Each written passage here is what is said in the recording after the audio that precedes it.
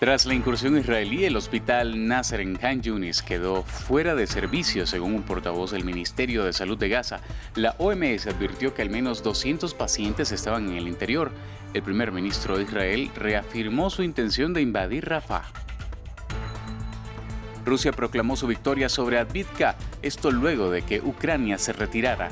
La caída de la ciudad ucraniana representa el mayor avance de Rusia desde que capturó Bakhmut en mayo del 2023. Kiev enfrenta una escasez crítica de municiones de artillería y espera una nueva ayuda de parte de Estados Unidos. Unas 400 personas fueron detenidas en Rusia tras participar en homenajes a Alexei Navalny, el opositor que murió en una prisión del Ártico el viernes. Los familiares exigen que las autoridades rusas les entreguen el cuerpo. La comunidad internacional pide una investigación de su muerte. Bienvenidos a esta nueva edición de noticias aquí en France 24 en español. Les saluda Jorge Hurtado. El hospital Nasser de Khan Yunis quedó totalmente fuera de funcionamiento. En su interior aún alberga a decenas de pacientes heridos por la guerra, pero los pocos médicos allí no tienen electricidad para atenderlos. Se trata del segundo hospital más grande de la Franja de Gaza y servía de refugio para miles que huyen de los combates. Israel irrumpió el hospital, alegando que Hamás mantenía armas y rehenes en su interior. Hamás lo niega, mientras el primer ministro Benjamín Netanyahu reiteró su intención de atacar Rafah, el último refugio en el sur del enclave para los palestinos, a pesar de las advertencias de la comunidad internacional. Veamos. Del norte al sur de la Franja de Gaza, Israel amplía su ofensiva y se prepara para golpear la ciudad de Rafah, hogar de más de la mitad de los habitantes del enclave, una ciudad refugio en el punto de mira del primer ministro israelí. Cualquiera que quiera impedirnos operar en Rafah nos está diciendo: pierdan la guerra, no los ayudaré. Es un escenario que las organizaciones humanitarias temen, porque la tregua se aleja cada vez más y los combates continúan en Khan Yunis. Cerca de 1,5 millones de palestinos están hacinados en la frontera con Egipto. Netanyahu también declaró que el ejército israelí no pararía su operación en Rafah, aunque se llegara a un acuerdo con el movimiento islamista palestino para la liberación de los rehenes. Hamás insiste en un alto el fuego total y en la retirada de las fuerzas israelíes de la Franja de Gaza, pero Netanyahu se niega a aceptar estas exigencias por el momento. Aunque tengamos éxito, entraremos en Rafah. No hay sustituto para la victoria absoluta y no hay manera de lograr la victoria absoluta sin eliminar estos batallones en Rafah, y lo haremos. En Israel aumenta la ira y continúan las manifestaciones para exigir la liberación de los rehenes. El sábado, los israelíes volvieron a salir a las calles para protestar. Según Israel, 130 rehenes siguen retenidos en Gaza. Un acuerdo de tregua liberó a 105 rehenes el pasado noviembre. El presidente ruso Vladimir Putin celebró la toma de la ciudad ucraniana de Avdiivka. Se trata del mayor avance de Rusia desde que capturó Bakhmut en mayo del 2023 y se produce casi a 2 años después del inicio de la guerra. Moscú afirma que algunas tropas ucranianas se esconden en una planta de carbón tras las batallas.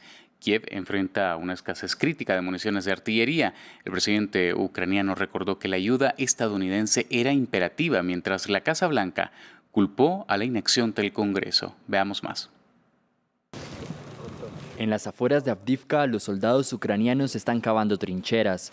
Su objetivo es establecer nuevas posiciones tras abandonar la ciudad ante los asaltos rusos. Preparativos que los soldados ucranianos llevan realizando varias semanas. Empezaron a construir por todas partes. Hace unos 2 meses, en particular zonas fortificadas, refugios, trincheras. Por su parte, las fuerzas rusas se jactan de esta victoria, la mayor desde la toma de Bakhmut en mayo pasado. Moscú afirma tener el control total de Avdiivka, por lo que ahora Rusia se concentra en bombardear las ciudades de los alrededores, como Kramatorsk, más al norte. Volodymyr Zelensky ordenó la retirada de sus tropas para, según él, salvar el mayor número de vidas posible. La falta de municiones se está sintiendo con fuerza. Desde Múnich, el presidente ucraniano vincula más que nunca la supervivencia del país a la ayuda financiera estadounidense. Contamos mucho con esta decisión positiva del Congreso. Para nosotros este paquete es vital. Hoy no contemplamos ninguna otra solución porque contamos con Estados Unidos como socio estratégico. y con que siga siéndolo. El presidente de Estados Unidos, Joe Biden, habló con su homólogo ucraniano y le expresó su confianza en que el Congreso estadounidense desbloquee pronto la ayuda financiera. Los demócratas buscan así presionar a los republicanos.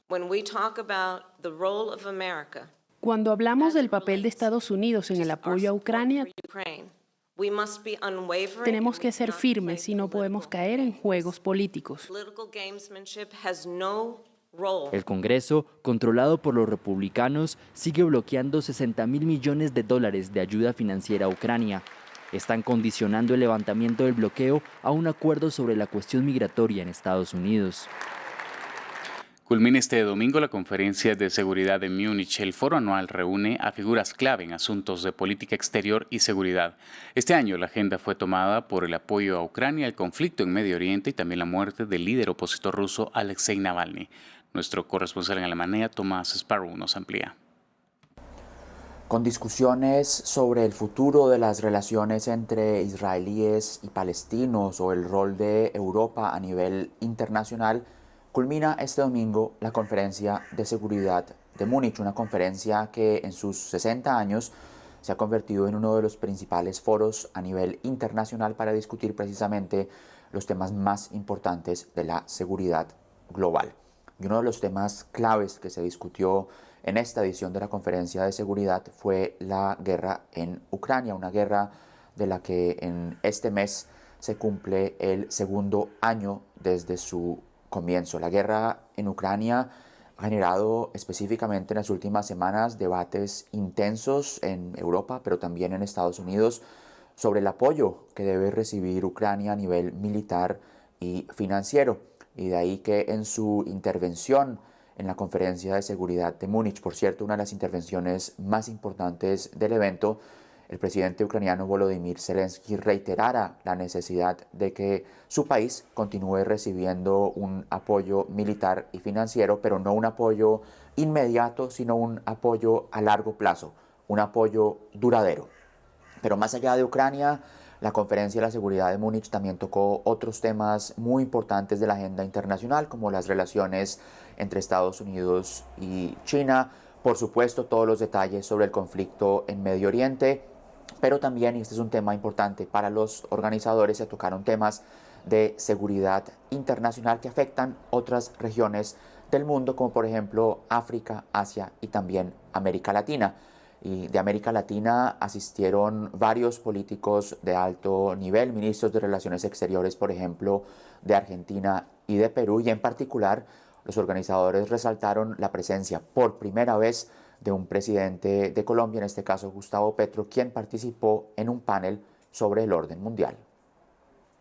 En Rusia, más de 400 personas fueron detenidas en 32 ciudades tras participar en homenajes espontáneos por la muerte del fallecido disidente Alexei Navalny. La familia exige la entrega de su cuerpo y afirma que el cadáver del opositor no está en la morgue, contradiciendo la versión del gobierno. Desde Moscú, Xavier Colás nos cuenta más. El cuerpo de Alexei Navalny es ahora mismo el cadáver más misterioso de Rusia. Desde su equipo aseguran que sin duda alguna fue asesinado en la colonia penal y en el entorno de su familia denuncian que no han tenido todavía acceso al cadáver y que la única explicación que les han dado es que sufrió lo que se diagnosticó como muerte súbita. Pero algunos medios rusos independientes están investigando y han descubierto a través de fuentes del hospital que el cadáver de Alexei Navalny tiene hematomas no por golpes de otra persona, sino al parecer por convulsiones. Están por todo el cuerpo y también tiene un hematoma grande en el pecho, aunque ese podría deberse a las maniobras de reanimación cardíaca. El cuerpo de Navalny, que en principio no tenía muy claro la familia dónde estaba, según este medio estaría en el hospital clínico de la ciudad menos lejana a esa prisión, pero según ha podido averiguar el medio Novaya Gazeta Europa, todavía no se le ha realizado ninguna autopsia. Parece que están esperando a doctores que lleguen directamente desde Moscú. Ahora vamos a Estados Unidos. Donald Trump estuvo en el estado de Michigan el sábado en un acto de campaña de cara a las primarias republicanas. Se trata de su primer encuentro político desde que una corte de Nueva York lo condenó a pagar $355 millones en multas por fraude en su empresa familiar. Un ángulo de ataque que no teme usar su principal rival Nikki Haley, pero que no tiene mucho efecto sobre los seguidores del magnate. William Gausó tiene los detalles. Una condena que no afecta a sus simpatizantes. Los seguidores de Donald Trump desafiaron temperaturas de menos 20 grados en Michigan para asistir al mitin del precandidato presidencial, el primero desde que fue condenado a pagar $355 millones en multas por fraude en su empresa familiar. Esta gente no busca justicia, solo les importa cómo detener al oponente político del corrupto Joe Biden, que soy yo, y cómo infligir tanto dolor como sea posible. Pero aquí estamos. Una sentencia infundada según sus seguidores. Creo que solo intentan aprovecharse de él, creo que están jugando con él. Tan pronto como puedan tener una oportunidad, van a intentar destruir todo lo que puedan. Y creo que todo es mentira. Trump anunció que apelará la decisión del Tribunal de Nueva York, pero el expresidente está atascado en otros procedimientos judiciales que complican su campaña. El próximo juicio, el caso penal por los supuestos pagos a Stormy Daniels por su silencio, empezará el 25 de marzo. Mientras, en Carolina del Sur, su oponente republicana Nikki Haley insistió sobre los problemas judiciales del magnate para desacreditar su candidatura. Él mismo ha dicho que va a pasar más tiempo en un tribunal que en la campaña electoral. ¿Cómo se ganan unas elecciones así? No puedes ganar unas elecciones si pasas más tiempo en los tribunales que en la campaña. Simplemente no puedes hacerlo. Ataques y procesos judiciales que parecen de poco efecto hasta ahora. Donald Trump sigue liderando la carrera en las primarias republicanas frente a su única contrincante.